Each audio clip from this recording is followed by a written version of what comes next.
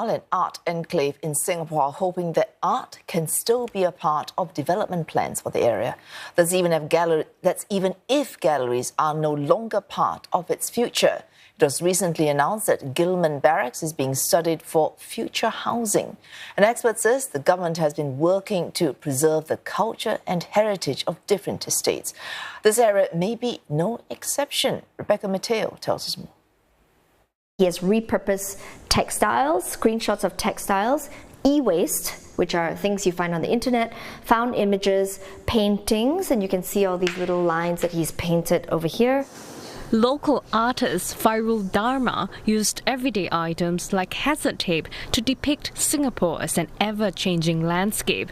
At further space it is hanging in, which used to be a military barracks. The Singapore Art Galleries Association says the whole enclave has uniquely allowed the community to support local artists.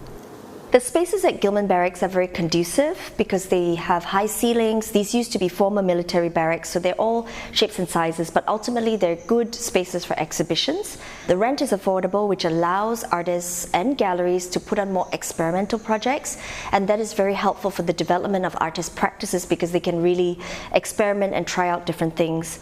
Mr. Fairul's artwork is now extra fitting. The gallery his work is in may have to go. The government is studying using Gillman Barracks for new housing. One urban planning expert says there may be at least efforts to preserve the black and white colonial era buildings. For instance, they may be used as preschools or for community activities.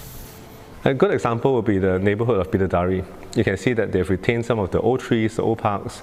They've also retained some of the natural environment in the motifs on the buildings along the sides of the HDB blocks. So the design of the space will give the neighbourhood its unique characteristic, its unique identity based on what was there before.